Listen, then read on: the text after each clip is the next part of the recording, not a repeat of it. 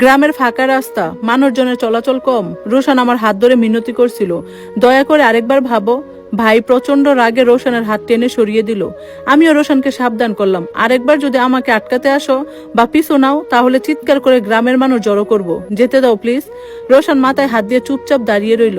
আমি আর ভাই বাজারে এসে পৌঁছালাম। একটা নির্দিষ্ট জায়গায় দাঁড়িয়ে বাসের অপেক্ষা করতে লাগলাম। এখান থেকে শহরে গিয়ে টিকিট কেটে তারপর বাসে উঠতে হবে। ভাই এক বোতল পানি এনে দিয়ে বলল, মুখ ধুয়ে নে। চোখের পানি মুছতে মুছতে ওর না জামা সব ভিজে গেছে। আমার মুখ ফুলা, তাও শুক্রিয়া। এত বড় ধোঁকা খাওয়ার পরও আমি এখনো ঠিকঠাক আছি। চোখে মুখে পানি দিলাম, একটু পানি খেলাম। ভাই বলল, চল হোটেলে গিয়ে কিছু খেয়ে নেই। আমি বললাম, না, আমার খাওয়ার ইচ্ছে নেই, তুমি খেয়ে নাও। 20 মিনিটের মতো কেটে গেল, কোনো বাস এলো না। ভাই তখন প্রাইভেট গাড়িতে যেতে চাইলো।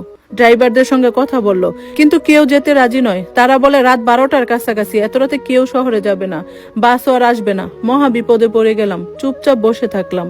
ভাইও চুপ করে বসে রইল। ভাবলাম, ওই বাড়িতে আর কোনোদিন ফিরবো না, রোশানের সামনে আর কোনোদিন দাঁড়াবো না। প্রয়োজন হলে এই বাজারেই সারা রাত কাটিয়ে দেব। শেষ রাতের অনেক পথচারীরা আমাদের দেখে তাকাতে লাগলো। অনেকে বলল, এত রাতে এভাবে বাজারে থাকা ঠিক না, দিনকাল ভালো না। সত্যিই তো, অচেনা অজানা একটা জায়গায় এভাবে বসে থাকলে অস্বস্তি লাগছে, ভয়ও করছে খানিকটা। কে জানে সামনে আর কি বিপদ অপেক্ষা করছে। সময়ের উপর বিশ্বাস নেই এখন আর। হঠাৎ মনে পড়লো বাসে দেখা মেয়েটার কথা। অদ্ভুত লাগলো। মেয়েটাকে আগে থেকে জানতো আমি বিপদে পড়বো, জেনে শুনে নাম্বার দিয়েছিল। সে যাই হোক, এখন নিজের নিরাপত্তা জরুরি, রাতটা কাটানো দরকার। ভাবতে ভাবতে সিদ্ধান্ত নিলাম কল করি। দুবার রিং হওয়ার পরে ওপাশ থেকে নিবু নিবু কণ্ঠে উত্তর এলো, হ্যালো কে?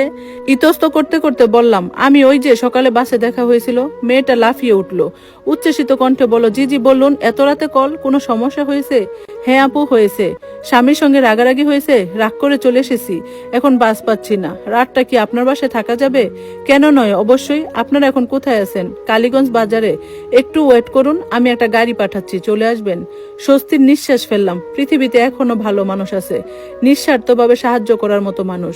15 মিনিটের মধ্যে আমরা পৌঁছালাম মেয়েটার বাড়ি। পুরো বাড়িটি দেয়াল ঘেরা। বড় গেট পেরিয়ে ভেতরে ঢুকলাম। মেয়েটি হাসি মুখে এগিয়ে এলো। বাসে ওর নেকআপ ছিল, তাই মুখ দেখা হয়নি। এখন দেখলাম ভীষণ মিষ্টি চেহারা। ঘরে উঠতে বেলি ফুলের তীব্র গ্রান নাকে এলো। চোখ ঘুরিয়ে দেখি উঠোন জুড়ে নানা রকম ফুলের গাছ। বাহ, কি সুন্দর পরিবেশ, রুচিশীল মানুষ বটে। মেয়েটি বলল, ফ্রেশ হয়ে নিন আপনারা। ফ্রেশ হয়ে দেখি ডাইনিং টেবিলে খাবার সাজানো। ম্লান হেসে বললাম, এসবের কি দরকার ছিল? চুপচাপ খেয়ে নিন, মুখ দেখে বোঝা যাচ্ছে খাওয়া হয়নি। আমরা খেলাম, খুব ক্ষুধা পেয়েছিল, পেট ভরে খেলাম।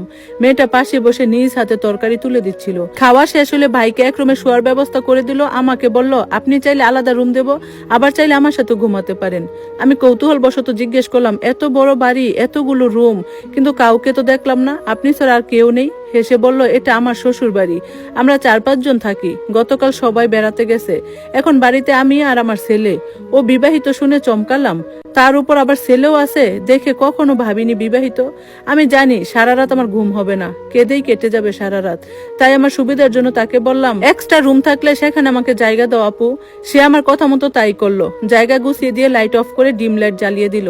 আমি ডেকে বললাম, তোমাকে যে শুরু থেকে তুমি তুমি করে বলছি, কিছু মনে করছো না তো? আসলে সেম বয়সের মনে হচ্ছিল, তাই তুমি করে বলা। আর এখন মনে হচ্ছে তুমি আমার থেকে ছোটই হবে। সে হেসে বলল, না না, কোনো সমস্যা নেই। ভালো লাগলো তাকে, কি কেয়ারিং মেয়েটা। তবে আশ্চর্য লাগলো একটা ব্যাপার, এত রাতে তার বাড়িতে আসলাম, সে জানে স্বামীর সাথে রাগ করে এসেছি, তবু একবার প্রশ্ন করলো না। কি ঝামেলা বা কি হয়েছে যে এত রাতে চলে যেতে চাচ্ছিলাম? সামান্য কাজলের জন্য যার এত কৌতূহল, এত বড় বিষয়ে তার কোনো কৌতূহল নেই। কেমন যেন বেমানান বিষয়টা। চিন্তা ভাবনা এক সাইডে দিয়ে চোখ বন্ধ করলাম। ঘুম আসে না, ব্যর্থ আমি।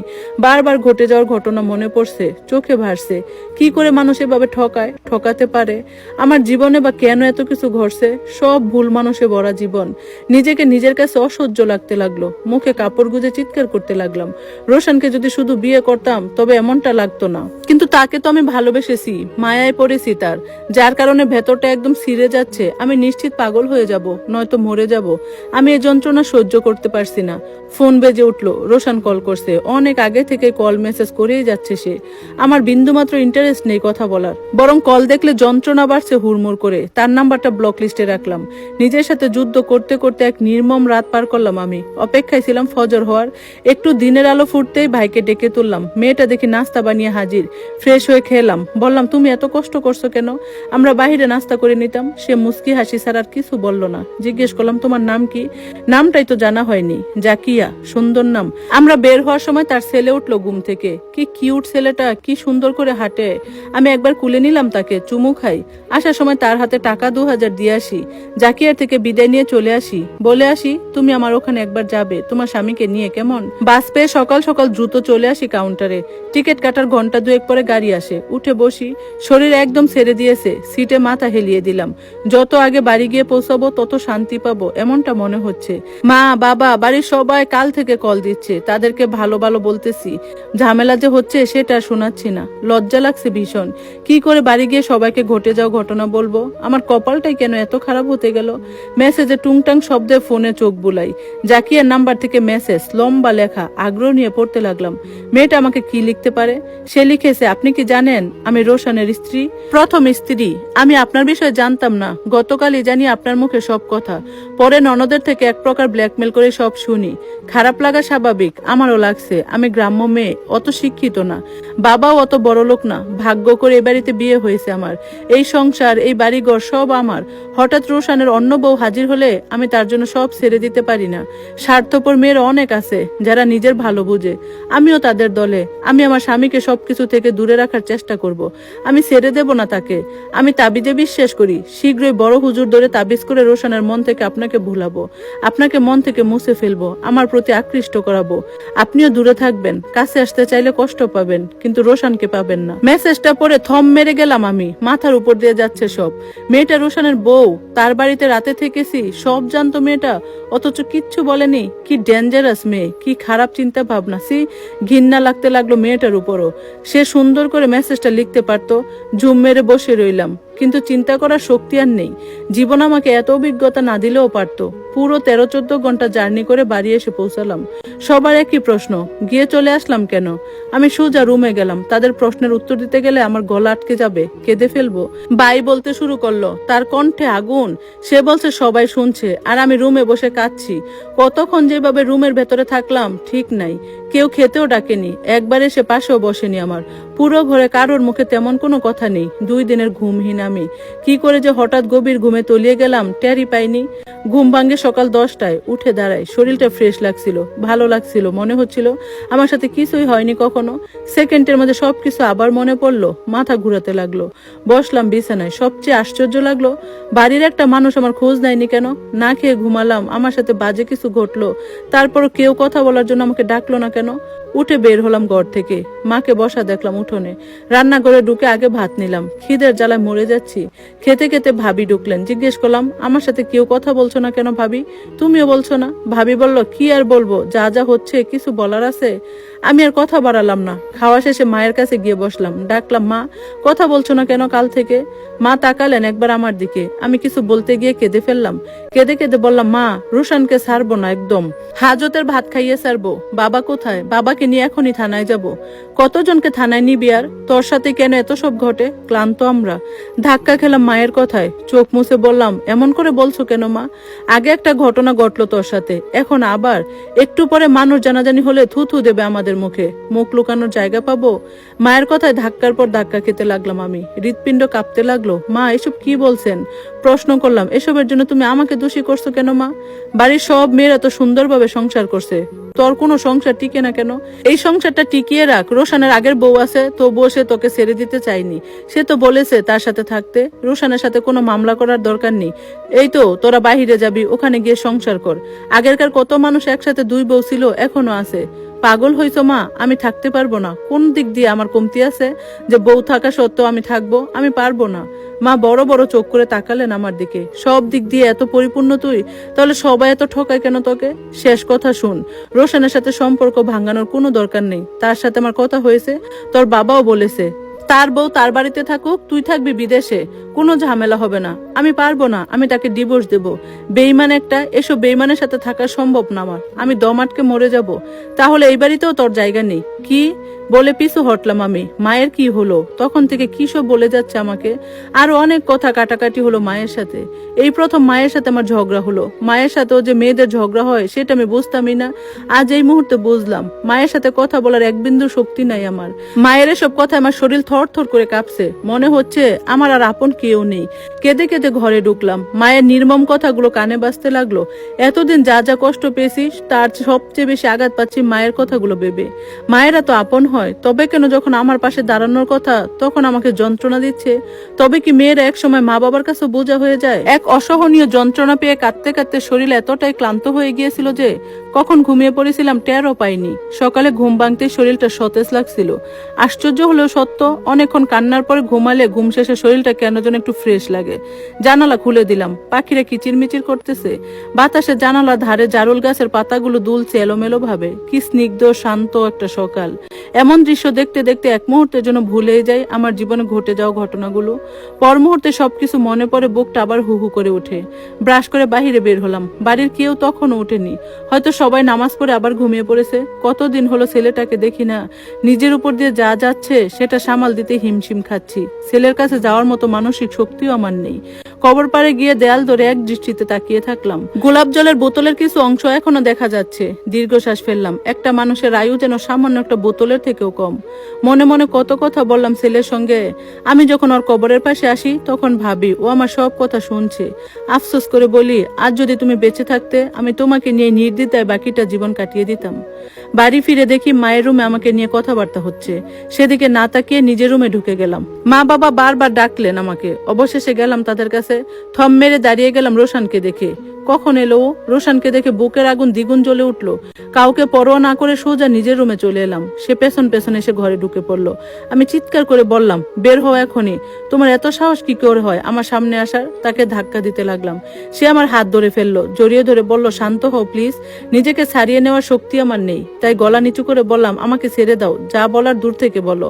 সে খাটে বসে বলল, দেখো সুমাইয়া, কত মানুষ আছে যাদের দুই স্ত্রী আছে, তারা একসাথে সংসার করছে। তোমাকে তো একসাথে থাকতে বলছি না আমি। আমরা বিদেশে থাকবো, কিন্তু তুমি আমাকে ছেড়ে দিও না প্লিজ। খুব ভালোবাসি তোমায়। তুমি না থাকলে আমি নিজেকে সামলাতে পারবো না। আমি ফুঁসকে উঠলাম। আমি যাকে ভালোবাসি, যাকে বিয়ে করছি, হঠাৎ জানতে পারলাম তার স্ত্রী সন্তান আছে। এটা কত বড় প্রতারণা, বুঝতে পারছো? আমি মরে গেল তোমার স্ত্রী হয়ে থাকতে পারবো না। যে আমার সে কেবল আমার। সে অন্য কারো এক বিন্দু হলে আমি সেটা মানতে পারবো না। রোশান বলল, আমি যদি তাকে ছেড়ে দেই তবে কি তুমি আমার সঙ্গে থাকবে?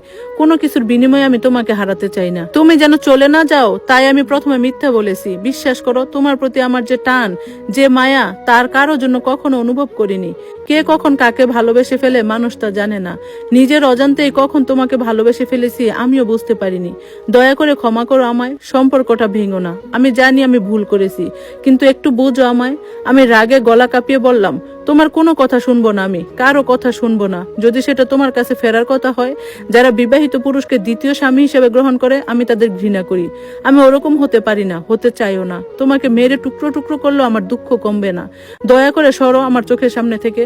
সে ফিস ফিস করে বলল, তুমি যদি আমার না হও তবে আমাকে মেরে ফেলো। তোমায় ছাড়া বেঁচে থাকার মানে নেই। আমি হু হু করে হেসে উঠলাম। রোশন পাগল হয়ে গেছে নাকি আমি পাগল হয়ে গেছি বুঝে উঠতে পারছিলাম না।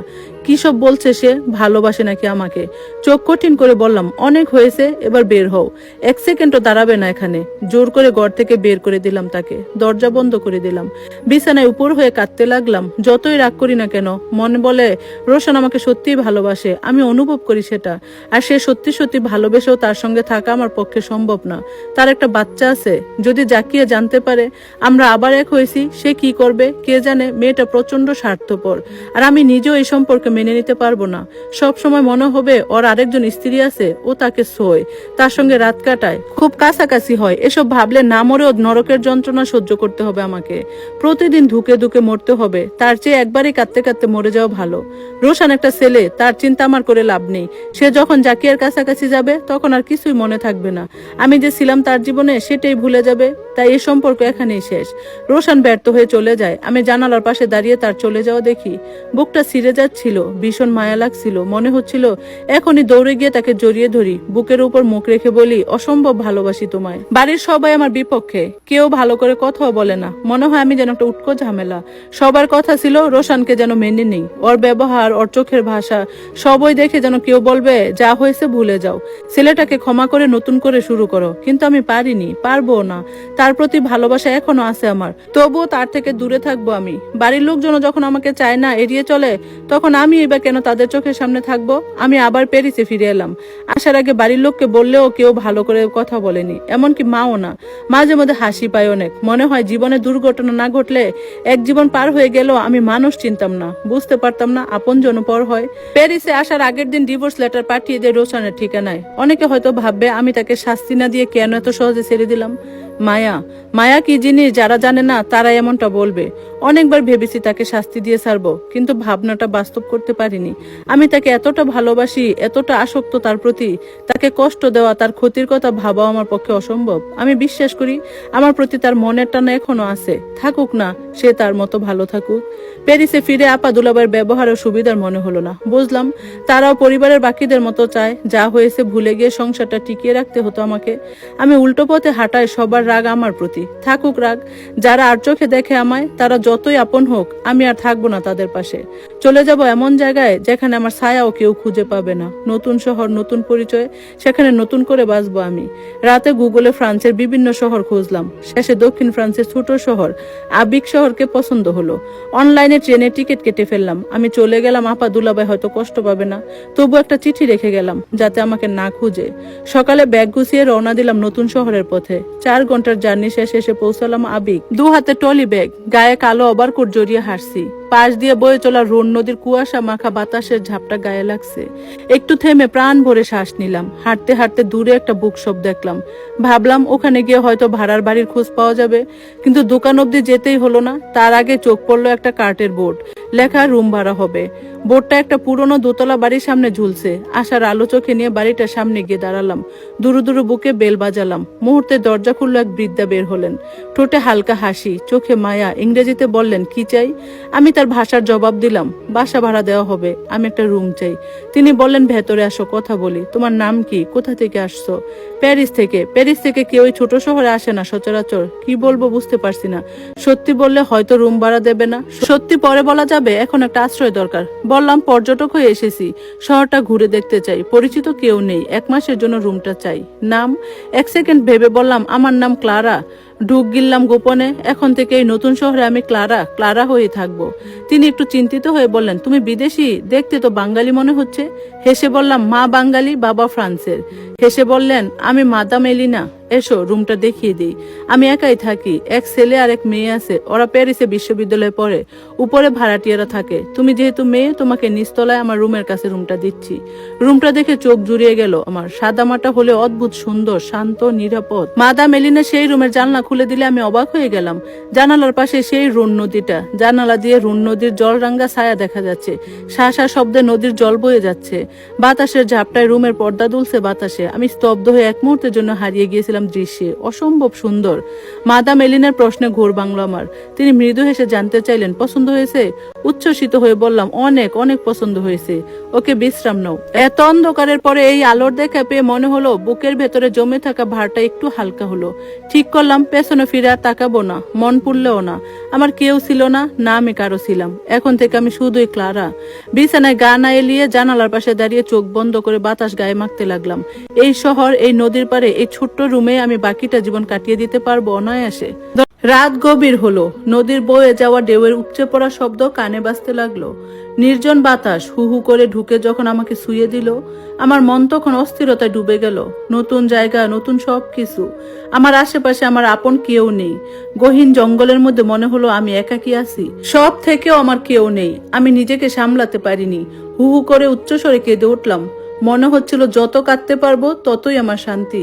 আমার কান্না বোধ হয় মাদাম শুনেছে। তিনি এসে অবাক হয়ে আমার দিকে তাকিয়ে জিজ্ঞেস করলেন, কি হলো, তুমি কাঁদছো কেন এত রাতে? কোনো উত্তর দিতে পারিনি আমি। কান্নার গতি আরো বাড়লো। মাদাম আবার এসে আমার কাছে সান্ত্বনা দিতে লাগলো। সোনা বাচ্চা, কাঁদে না, বলো কি হয়েছে, শরীর খারাপ লাগছে, মা বাবাকে মিস করছো? মাথা নাড়ালাম, না। তাহলে বলো কি হয়েছে। বলে তিনি আমার চোখের জল মুছে দিতে লাগলেন। আমি ওনাকে আচমকা জড়িয়ে ধরলাম। দু হাত দিয়ে মাদামও আমার আগলে নিলেন। পিঠ চাপড়ে বললেন, কেঁদো না, কান্নার কারণ আমাকে বলতে পারো। আমি চোখ মুখ মুছে নড়ে চড়ে উঠলাম। মাদামকে নিয়ে দরজা খুলে বাহিরে বসলাম। নদীর তীর থেকে ঠান্ডা বাতাস হু হু শব্দে আসছিল। স্কার্ফ দিয়ে দুজনে ভালো করে মাথা ঢেকে নিলাম। মাদামকে বড় আপন আপন লাগছে, কেমন যেন ভরসা খুঁজে পাচ্ছে ওনার মধ্যে। আমি নির্দ্বিধায় ওনাকে সব বললাম, আমার সাথে ঘটে যাওয়া সব সব শুনে উনি গভীর হয়ে বসে রইলেন। ভয় লাগতে লাগলো আমার। সব সত্যি জানার পর উনি হয়তো বের করে দেবেন আমায়, কিন্তু এমনটা হয়নি। উনি আমাকে অবাক করে দিয়ে আমার হাত ধরে বলছেন, যা হবার হয়েছে সব ভুলে যাও, মুছে দাও মন থেকে। নতুন করে সব শুরু করার ইচ্ছে যখন করেছো, তাহলে তুমি পারবে। যে ইচ্ছে করে সামনে আগায় সেই পারে। তুমি আমার বাসায় যতদিন ইচ্ছে থাকতে পারো। আরেকটা কথা, তোমার যদি খুব একা লাগে, তুমি আমাকে মা বলে ডাকতে পারো, মায়ের চোখে দেখতে পারো। আবেগে আপ্লুত হয়ে গেছি আমি মাদামের কথায়। যেন মেঘনা চাইতেই জল। আমি খুশিতে ওনার হাত ধরে একটা চুমু খেলাম। এই অসম্ভব সুন্দর পরিবেশ ছেড়ে ঘরে আর যেতে ইচ্ছে করলো না আমার। বাকি রাত আমরা নানান রকম গল্প করে সেই জায়গায় কাটিয়ে দিলাম। সকালে উঠে জবের খোঁজে বের হলাম। কফি শপ, বুক শপ, এই সব জায়গায় আমার কাছে কমফোর্টেবল মনে হয়, তাই এরকম কয়েকটা সিভি জমা দিলাম। 2 দিন অপেক্ষা করার পর একটা কফি শপে চাকরি হয়ে গেল। মাদামও খুশি। সকালে উঠে নাস্তা বানানোর আগে দেখি মাদাম আমার জন্য নাস্তা নিয়ে হাজির। সব সময় তিনি অমন করেন। এমন করো কেন বললে তিনি অভিমানী মুখ নিয়ে বলে, আমাকে মা মানিস তো? মায়েরা তো এমনই হয়। আমিও মাঝে মাঝে রাতের বেলায় বাঙালি খাবার রান্না করি। মাদাম টুকটাক খান, বলেন ভালো লাগছে। সব থেকে বিকেলে ফেরার সময় দেখি রোন নদীর পাশে অনেক পর্যটক। গোদলি, নীরব হাওয়া, শান্ত পরিবেশ, এসব কিছু একবার চক্ষু গোচর করে আমিও আর লোভ সামলাতে পারিনি। ঘাসের উপর রাখা একটা কাঠের বেঞ্চে গিয়ে বসে পড়ি। পর্যটক অনেক। তারা গল্প করছে, কথা বলছে, আড্ডা দিচ্ছে, ছবি তুলছে। আমার পরিচিত কেউ নেই এখানে। আমি চুপচাপ নদীর পানে চেয়ে রইলাম। আমার পুরনো সবকিছু একে একে মনে পড়তে লাগলো। যত বলি ভুলে যাব, তত মনে পড়ে। সবার কথা মনে পড়ে, তখন কলিজা কাঁদে। এই মুহূর্তে সবার আগে আমার ছেলের কথা মনে পড়ছে। চোখ বন্ধ করলেই ছেলের কবরের প্রতিছবি ভেসে ওঠে। কতদিন দাঁড়ায়নি গিয়ে তার কবরের পারে। মা, বাবা, ভাই, ভাবি সবাইকে মিস করি আমি। তারা কি জানে তাদের ছাড়া এক একটা দিন আমার নরক যন্ত্রণার সমান? আর রোশান, যাকে ভালোবাসতাম, তার কথা আমি মাথা থেকে সরাতেই পারি না। বারবার মনে হয় একবার তার সাথে কথা কই। মনে প্রশ্ন জাগে অনেক। সে কি আমায় মিস করে, নাকি বোর তাবিজ করাতে আমাকে তার মনেই নেই?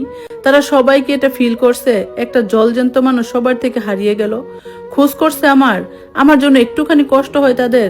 হয়তো হয়, হয়তো হয় না। গভীর একটা দীর্ঘশ্বাস বেরিয়ে এলো বুক থেকে। আজকের রাতটা অপূর্ব। চাঁদনি রাত, চাঁদের আলোয় ভেসে যাচ্ছে চারদিক। মন কাড়া ঠান্ডা বাতাস বইছে অবিরাম। আমি রুমের লাইট অফ করে জানালার গ্রিল ঘেঁষে দাঁড়িয়ে রইলাম। চুলের বেনি খুলে দিলাম। খোলা চুল বাতাসের ঝাপটায় চুল এলোমেলো হয়ে যাচ্ছে। বিষয়টা বেশ ভালো লাগছে আমার।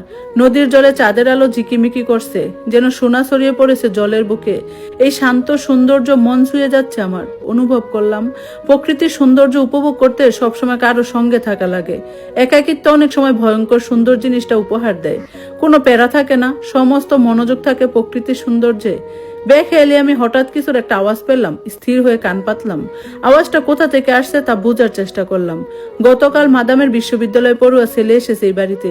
হয়তো সে ঘরে কিছু করছে, মন স্থির রাখতে পারলাম না। কিছু একটা অস্বাভাবিক মনে হলো। রুম থেকে বের হয়ে করিডোরে পেরিয়ে মাদামের ছেলের রুমের কাছে গেলাম। দরজা খোলা, অথচ ভেতরে কেউ নেই। ঘরে ঢুকে ব্যালকনিতে গিয়ে দেখলাম সেখানেও নেই। করিডোর থেকে কারো পায়ের আওয়াজ পেয়ে চমকালাম। ভয় ভয় মনে দ্রুত পায়ে বের হয়ে এলাম। লাইটের আলো স্পষ্ট দেখতে পেলাম মাদামের ছেলে আদ্রিয়ানকে। সে সোজা উপরে সিঁড়ি বেয়ে উঠেছে। বিষয়টা ভালো লক্ষণ মনে হলো না। দ্রুত মাদামের দরজায় গিয়ে কয়েকবার ডাকলাম, কিন্তু মাদাম সম্ভবত গভীর ঘুমে, তাই শুনলো না। আমি সিঁড়ি বেয়ে উপরে উঠতে লাগলাম। কোথাও ছেলেটা নেই। চোখ গেল ছাদের দরজার দিকে। দরজা খোলা। আজব লাগলো, এত রাতে ছেলেটা ছাদে কি করছে? পরে মনে হলো অনেক রাতে ছাদে পায়চারি করতে ভালোবাসে, সেটাই হয়তো। তবুও কৌতূহল থামাতে পারলাম না। ধীর পায়ে ছাদে উঠলাম। কনকনে ঠান্ডা হাওয়া গায়ে এসে লাগতেই মনে হলো ওভারকোট ছাড়া এখানে আসা উচিত হয়নি। চোখ ফেরালাম চারপাশে। এক কোণে আদ্রিয়ানকে দেখে আটকে উঠলাম। সে ছাদের কার্নি আসে একদম কাছে দাঁড়িয়ে। বুক কাঁপতে লাগলো আমার। মনে হলো ছেলেটা কি আত্মহত্যা করতে চাইছে। ব্যস্ত পায়ে ছুটে গেলাম। ছেলেটা এক পা ছাদের বাইরে ফেলতে ঝট করে ধরে ফেললাম তার হাত। ভার সামলাতে না পেরে দুজন একসঙ্গে ছাদের উপর পড়ে গেলাম। শ্বাস ওঠানামা করতে লাগলো আমার। তবুও স্বস্তির নিঃশ্বাস ফেললাম, যাক মানুষটাকে অন্তত আত্মহত্যা করতে দেইনি। আদ্রিয়ান অবাক চোখে তাকিয়ে রইল আমার দিকে। তারপর প্রশ্ন করলো ইংরেজিতে, কে তুমি? আমাকে মরতে দিলে না কেন? পাগল হয়েছেন আপনি? মরে যাবেন কেন? তার কৈফিয়ত জানতে চাইলে সে বলল, তোমাকে কৈফিয়ত দিব কেন? তুমি কে? আর এত রাতে এখানে কেন? আমি শান্ত গলায় বললাম, আমি আপনাদের বাসায় থাকি, দিনে কফি শপে কাজ করি, তাই আপনার সাথে দেখা হয়নি। মাদামের সাথে আমার ভালো সম্পর্ক আছে। সে মুখ ঘুরিয়ে বলল, ও এবার যান নিজের ঘরে, আপনাকে না নিয়ে যাব না। বললাম আমি, আজব মেয়ে তো, যান বলছি। ধমক দিল সে। ধমক গায়ে মাখলাম না আমি। মনে মনে ভাবলাম, মানুষ যখন নিজের সাথে পেরে ওঠে না তখনই আত্মহত্যা করতে চায়। নিশ্চয়ই আদ্রিয়ানও এমন কোনো ভয়াবহ যন্ত্রণার ভেতর দিয়ে যাচ্ছে। এখন যদি চলে যায় অঘটন ঘটিয়ে ফেলবে সে। শরীরের সব জোর দিয়ে শক্ত করে পেছন থেকে আদ্রিয়ানকে ধরে ফেললাম। একরকম জোর করে তাকে নিচে নামিয়ে আনলাম। সে বিড়বিড় করে বলছিল, পাগল পাগল। মাদামের দরজার সামনে এসে থামলাম। অবশেষে আমার ডাক মাদামের কর্ণগোচর হলো। তিনি দরজা খুললেন। আমি আদ্রিয়ানকে মাদামের সামনে ঠেলে দিলাম আর পুরো ঘটনা খুলে বললাম। সব শুনে মাদাম কান্নায় ভেঙে পড়ল। আদ্রিয়ান মাদামকে শান্ত করার চেষ্টা করতে লাগলো। আমি চুপচাপ রুমে চলে এলাম। হিটার অন করে শুয়ে পড়তে যাচ্ছি, এমন সময় দরজায় টোকা পড়লো। কে? জিজ্ঞেস করলাম। বাইরে থেকে উত্তর এলো, আমি আদ্রিয়ান, দরজা খুলবেন? আমি দরজা খুললাম। আদ্রিয়ান বলল, তুমি আমার বন্ধু হবে? আচমকা এমন প্রস্তাবে আমি চমকালাম। কিছুক্ষণ চুপ থেকে বললাম, হব। আমার সাথে বেলকনিতে গিয়ে বসবে, একটু কিছু শেয়ার করতে চাই তোমার সাথে। ওকে বললাম। গায়ে ওভারকোট জড়িয়ে বের হলাম। পাশাপাশি দুটি চেয়ারে বসে পড়লাম আমরা। আদ্রিয়ান সব খুলে বলল। প্রেমজনিত কষ্ট, প্রেমিকা ছেড়ে অন্য সম্পর্ক চলে গেছে, তাই সে আর বাঁচতে চায় না। আমার মনে হলো আমার সাথে ঘটে যাওয়া সব বলি তাকে। আমি আমার জীবনের কষ্টের কথা তাকে বললাম। তারপর জিজ্ঞেস করলাম, আমার কষ্টের তুলনায় কি আপনার কষ্ট বেশি হয়ে গেল? আমি তো একবারও মরার কথা চিন্তা করিনি, বরং শান্তিতে বাঁচার জন্য কত লড়াই করছি। আমার কথায় সে ভরসা পেল। বলল, মন খারাপ হলেই তোমার সাথে কথা বলবো, কেমন? অনেক হালকা লাগছে তোমার সাথে কথা বলে। তুমি অনেক জোস মেয়ে। এবার রুমে চলে যেতে পারো, তুমিও ঘুমাও, আমিও ঘুমাবো। মাদাম আর আর্দিয়ানের সাথে আমার একটা ভালো সম্পর্ক হয়ে গেল, খুব ঘনিষ্ঠ সম্পর্ক। এখন আমার সময় দিব্যি চলে যায়, এত একার লাগে না। তবুও বাড়ির কথা খুব মনে পড়ে। বলতেই মনে নাই, গত সপ্তাহে পত্রিকায় হুট করে দেখি আমার ছবি। পত্রিকাটা মাত্র একজন শপে দিয়ে গিয়েছিল। রোজ পত্রিকায় চোখ বুলানো আমার অভ্যাস। তাতে একটু চোখ বুলিয়ে সন্ধান চাই এমন একটা কলামে আমার ছবি আর নাম দেখে আমি চমকে উঠি। দ্রুত সেটা লুকিয়ে ফেলি। এমনিতে আমি তেমন একটা বাহিরে যাই না। শপ আর বাসা আর নদীর ঘাট, এই হলো আমার সীমানা। তার উপর মুখে মাস্ক থাকে, তাই কেউ চিনতে পারিনি আর পারবেও না। তবুও সেই সন্ধান চাই কলামটা দেখার পর থেকে অস্থিরতা লাগছিল প্রচন্ড ভাবে। কে আমার খোঁজ করলো? আপা নাকি রোশান? সেখানে যে নাম্বার দেওয়া ছিল সেটা আননোন নাম্বার, চিনতে পারিনি। কয়েকদিন আমার ঘুম হারাম হয়ে গেল। বাড়ির কথা এত বেশি মনে পড়তে লাগলো যে বলার মতো না। বারবার মা বাবার মুখ চোখের সামনে ভেসে উঠতে লাগলো।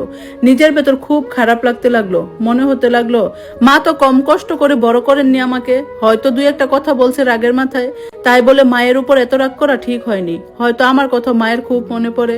তাদের সাথে যোগাযোগ করার জন্য আমার ভেতরে কেমন একটা অস্থিরতা শুরু হলো যে নিজের ব্যালেন্স ঠিক রাখতে পারলাম না। ঠিক করলাম যোগাযোগ করব, না করলে মন শান্তি পাবে না। এদিকে ভেঙে পড়া আদ্রিয়ানকে বন্ধু হয়ে পাশে থেকে সামলে দেওয়ার পর সে আমার প্রতি মুগ্ধ হয়ে পড়লো।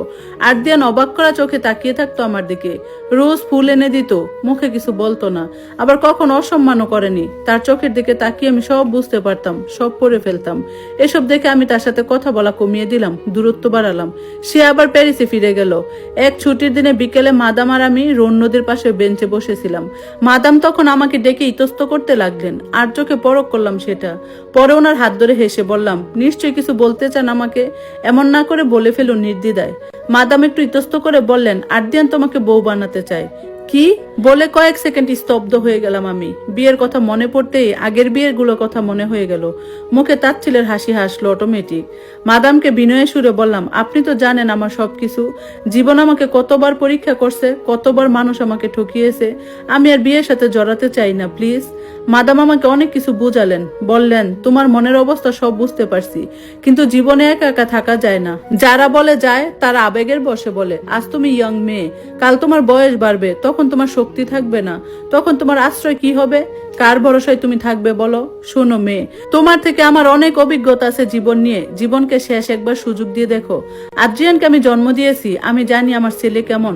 তুমি তার জীবনে নতুন আলো এনেছো। হয়তো আমি বেঁচে থাকবো না, কিন্তু আমি হলফ করে বলতে পারি তার সাথে তুমি ভালো থাকবে, সুখে থাকবে। হয়তো তোমার জীবনে এত কিছু হয়েছে যাতে তুমি আদ্রিয়ানকে কাছে আসতে পারো, একজন সঠিক মানুষের কাছে।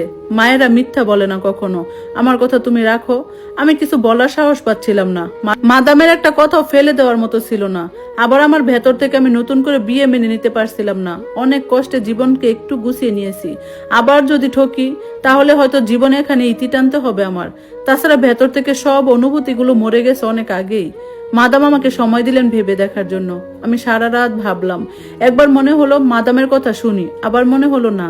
এইসব এলোমেলো চিন্তা মাথা থেকে জেরে ফেলে আবার কাজে মন দিলাম। মাদাম আর জোর করলেন না।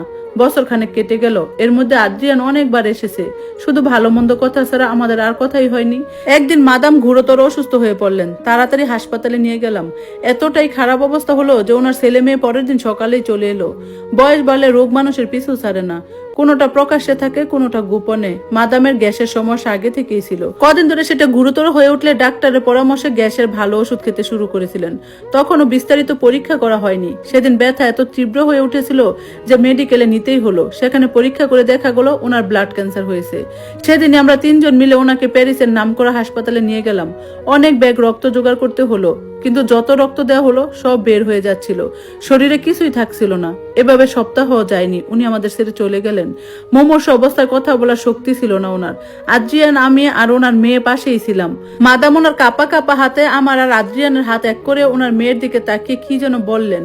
ওনার কোনো কথা স্পষ্ট না, তবু আমাদের কারো বুঝতে বাকি রইল না উনি কি বলতে চেয়েছেন। মাদাম চলে যাওয়ার পর ওনার ছেলে মেয়ের মতোই আমার মন ভেঙে গিয়েছিল। আমার মনে হয়েছিল এই অপরিচিত শহরে আমার সবচেয়ে আপনজন আমাকে ছেড়ে চলে গেছে। যিনি মা হয়ে আগলে রেখেছিলেন, বুকের ভেতর আশ্রয় দিয়েছিলেন, মন খারাপের রাতে পাশে থেকেছিলেন, সেই মানুষটা আর নেই। প্রচন্ড যন্ত্রণা হচ্ছিল। আমি প্রচুর কেঁদেছিলাম। তবুও নিজেকে শক্ত করে ওনার সন্তানদের সাহস দিয়েছিলাম। এক সন্ধ্যায় ওনার মেয়ে আমার পাশে বসে হাত ধরে বলল, মা নেই, এত বড় বাড়ি একা পড়ে থাকবে, তুমি ভাইয়াকে বিয়ে করো, মায়ের কথাটা রাখো, এই বাড়িতে আলো জ্বলুক, সুখ ফিরুক।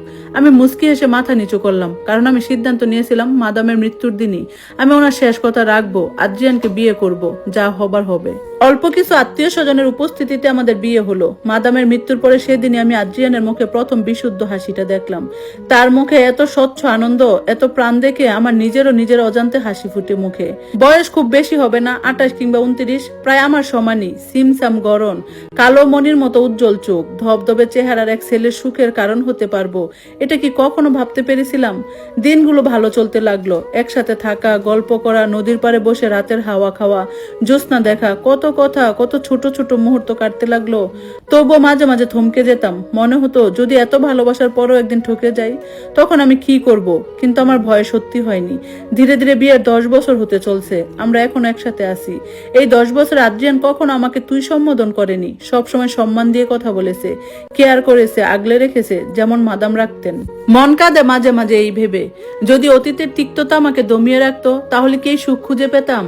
আফসোস হতে লাগলো। কত ছেলে মেয়ে আছে যারা একবার আঘাত পাওয়ার পরে আর কাউকে বিশ্বাস করতে পারে না, আর খারাপ অতীতের জন্য জীবনের সত্যিকারের সুখ অজান্তেই হারিয়ে ফেলে তারা। আমার একটা মেয়ে বাবু হয়েছে, নাম দিয়েছি আলিজা। অসাধারণ কিউট, বাবার মতো দেখতে হয়েছে একদম। সারা বাড়ি মাথিয়ে রাখে সে। বিয়ের 2 বছর পর আমি আলিজা সহ আদ্রিয়ানকে নিয়ে বাংলাদেশে গিয়েছিলাম। যাওয়ার আগে আপুদের সাথে যোগাযোগ হয়েছিল। বাড়ি গিয়ে মাকে দেখে মনে হলো তিনি কতটা অপেক্ষায় ছিলেন আমার। মা আমাকে বুকে জড়িয়ে অনেকক্ষণ কাঁদলেন, কত অভিমান ঝাড়লেন, সবাই কাঁদলো। আমি ছেলের কবরের পাশে গিয়ে হাউমাউ করে কেঁদেছিলাম। বাংলাদেশে মাসখানেক ছিলাম। মাকে কথা দিয়ে আসছি নিয়মিত যোগাযোগ রাখবো, কিন্তু রোশান আর নিশানের খোঁজ নেওয়ার ইচ্ছা আমার একটুও হয়নি। বেঈমানদের কোনো খোঁজ নেওয়ার দরকারও নেই। মায়ের সাথে রোজ যোগাযোগ হয় আমার, সবার সাথে এখন সম্পর্ক ভালো। সেদিন মা বললেন নিশানের বউ নাকি একটা বাচ্চা রেখে পালিয়ে গেছে। আপুর থেকে শুনলাম রোশান নাকি প্যারিসেই থাকে পরিবার সহ। দুলাভাইয়ের সাথে হঠাৎ নাকি তার দেখা হয়েছিল। আমার কথা জিজ্ঞাইলে দুলাভাই বা ইগনোর করে আসেন। তবে ভালো লাগলো পরিবার সহ থাকে শুনে। জাকিয়া মেয়েটার মিষ্টি মুখ চোখে ভাসলো। মেয়েটা যেন সবকিছু থেকে এভাবে আগলে রাখতে তার স্বামীকে। কোনো মেয়ে যেন তাদের জীবনে আর না আসে, রোশানও যেন তাকে ভালোবাসে। আমিও এখন প্যারিসেই থাকি। আদ্রিয়ান এখানে চাকরি করে, রোন নদীর পাড়ে সেই বাড়িতে এখন ভাড়াটিয়ে থাকে। নিচতলা আমাদের জন্য ফাঁকা রাখা, ছুটি পেলে আমরা সেখানে যাই। মাঝরাতে নদীর পাড়ে বসি, আমি তার কাঁধে মাথা রাখি, সে মাথায় হাত বুলিয়ে গল্প করে, নানান রকম গল্প। আর আমি মনে মনে মাদামের কথা মনে করি। ওনার এত ইচ্ছে ছিল, অথচ দেখে যেতে পারলো না আমাদের। বুকের ভেতর থেকে একটা নির্মম হাহাকার চলে আসে নিজের অজান্তেই। চোখের কোণে জল জমা হয়, চোখ বন্ধ করে বিড়বিড় করে বলি, তুমি নিশ্চয়ই আমাদের দেখছো মাদাম, নিশ্চয়ই তুমি দেখছো আমরা কেমন সুখে আছি। তুমি দোয়া রেখো আমাদের বন্ধন যেন কখনো ছিঁড়ে না যায়, তোমার বলা কথাগুলো যেন সবসময় সত্যি হয়। ধন্যবাদ সবাইকে এতক্ষণ গল্পটা শোনার জন্য। এটাই ছিল গল্পের শেষ অংশ। তো কেমন লাগলো অবশ্যই কমেন্টস করে জানাবেন। আজকের মতো আল্লাহ হাফেজ।